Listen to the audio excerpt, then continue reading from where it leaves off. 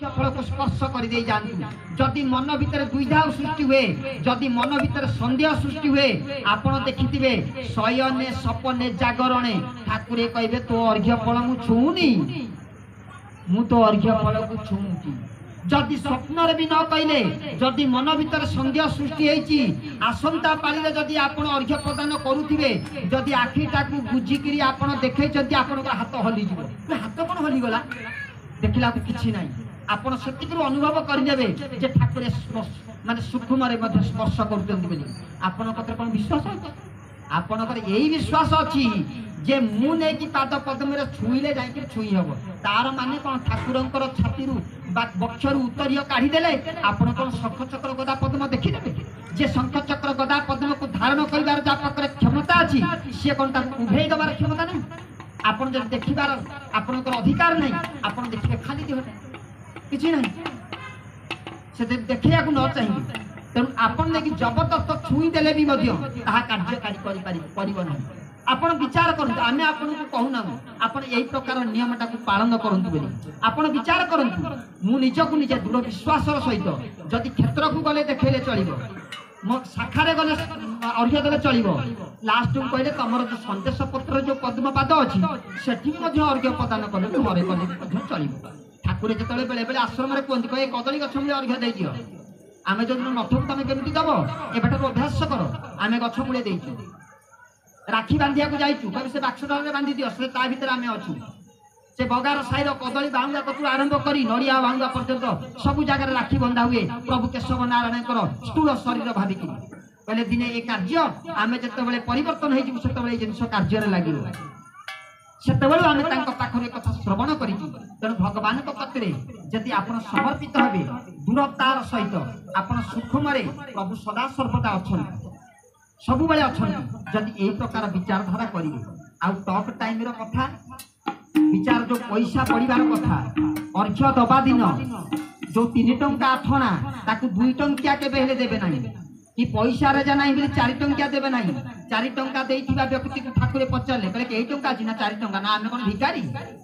रोक ठोक ठाकुरे कहि देले आमे कोन भिखारी की ए 8 आटा दे देले हमर अभाव पूर्ण हो जिवो जेति की टंका कहछि सेति की दियो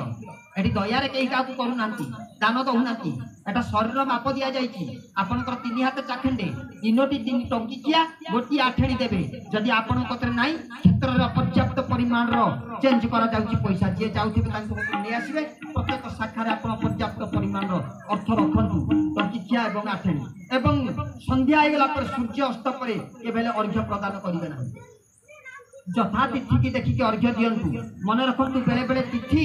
आज 10टा बाजी गले मध्ये से तिथि हेई नाही ना नहीं कि ग्रह नक्षत्र जोग चलनी को नहीं करी बेले बेले तिथि रो व्यतिक्रम होउची तिथि ता ठीक भाबरे नाश कर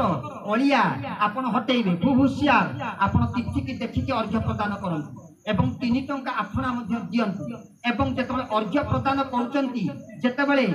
ओंकार तत्व लेखुचंती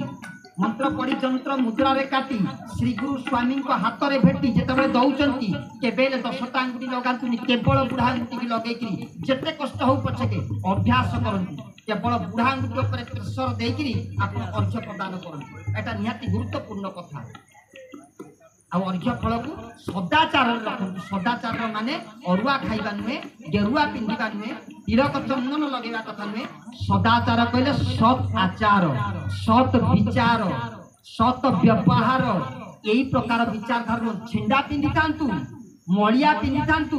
आपनकर भीतरटा को परिष्कार रखि दियंतु ताले भगवान आपन को भल पाइबे भगवान कौनसी फूल को भल पांती नहीं भगवान कौनसी फलमूल पुलाए भल पांती नहीं पुलाए दीप जाली देले भगवान खुशी होई जिवे नहीं भगवान गोटिए काम रे केवल भल पान सेटा कोन कहले मनुष्य देह दिव्य ज्ञान देखि संतोष भगवान कहले मनुष्य देह दिव्य ज्ञान देखि संतोष भगवान सबुरी भीतर मते देखे शून्य रे मु अछि अत्र तत्र सर्वठारे मु अछि मोरी भीतर समस्त को देखे तो भीतर मते मध्य देखे तेणु अर्घ्यर महात्म्य केतेबेले पुलिस प्रसंग रे आसिले आमे शास्त्रांग प्रणाम कथा कहिबा काहे कि ठाकुरे कहिचंती शास्त्रांग प्रणाम करिबा पई काहे कि कहिचंती अर्घ्य फल पकेइबा पई कहिथुन ना आपण का घरे कहिथुन ना छोटिया कथाटा कहि दउछु आज्ञा ए अर्घ्य फल को केबेले बेकुरु काढिबे नाही आपण दरकार पहिले अर्घ्य फल को अर्घ्य फल को धारण करके सोई पारिबे काहेकि ना आपण सब बेले एवरग्रीन आपण सब बेले सदाचार रे अछंती आपण आपण एक करिया को गले भी पानी नउचंती आपनकर शरीर पवित्र जदि स्वास्थ्यगत व्यतिक्रम अछि गाधुआ पाधुआ हउ नाही जर होउची किंबा झाड़ा होउची आपण भाबिबे मो शरीर ठीक नाही मु अशौच अवस्था रे अछि अर्घ्य फल धारण करिबि नाही मरिबे